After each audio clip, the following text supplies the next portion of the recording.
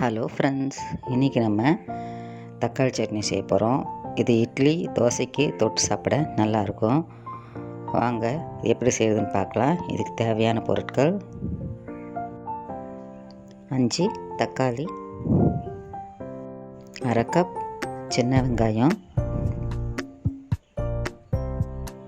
10 காஞ்ச மிளகாய், பூண்டு, எலுமிச்சை அளவு புளி,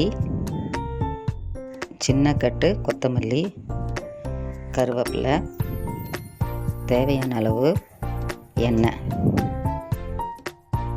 உப்பு தேவையான அளவு, கடுகு 1 ஸ்பூன், பெருங்காயம் அரை டீஸ்பூன். இவ்வளோதாங்க தக்காளி சட்னி செய்கிறதுக்கு தேவையான பொருட்கள். வாங்க தக்காளி சட்னி எப்படி செய்கிறதுன்னு பார்க்கலாம். இப்போது ஸ்டவ் ஆன் பண்ணி கடாய் வச்சுக்கலாம். கடாயில் கொஞ்சம் எண்ணெய் ஊற்றிக்கலாம். எண்ணெய் சூடான பிறகு சின்ன வெங்காயம், காஞ்ச மிளகாய், பூண்டு எல்லாம் சேர்த்து வதக்கலாம். வெங்காயம் கண்ணாடி பதத்துக்கு வந்த பிறகு கட் பண்ண தக்காளியை சேர்த்து தக்காளி வெந்து சாஃப்ட் ஆகிற வரையும் தக்காளியை வதக்கலாம். தக்காளி வதங்கிருச்சு. இப்போது ஸ்டவ்வை ஆஃப் பண்ணி தட்டில் போட்டு ஆற வச்சுக்கலாம். ஆறின பிறகு மிக்ஸி ஜாரில் போட்டு கொத்தமல்லி, புளி, தண்ணி சேர்த்து பேஸ்ட் பதத்துக்கு அரைச்சிக்கலாம். அரைச்ச பிறகு உப்பு சேர்த்து மறுபடியும் அரைச்சிக்கலாம்.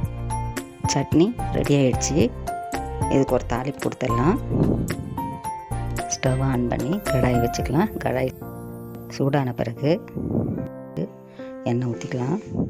எண்ணெய் சூடான பிறகு கடுகு, பெருங்காயத்தூள் சேர்த்து தாளித்து அரைச்ச விழுதை சேர்த்து வாசனை போகிற வரையும் நல்லா கலந்து எண்ணெய் பிரிகிற வரையும் கொதிக்க வச்சுக்கலாம்.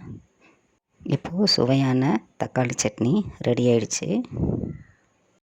இட்லி தோசை இதுக்கெல்லாம் தொட்டு சாப்பிட சூப்பரான காம்பினேஷனாக இருக்கும். நீங்கள் ஒரு வாட்டி ட்ரை பண்ணி பாருங்கள். உங்களுக்கு இந்த வீடியோ பிடிச்சுன்னா லைக் பண்ணுங்கள், ஷேர் பண்ணுங்கள், சப்ஸ்கிரைப் பண்ணுங்கள். பாய்.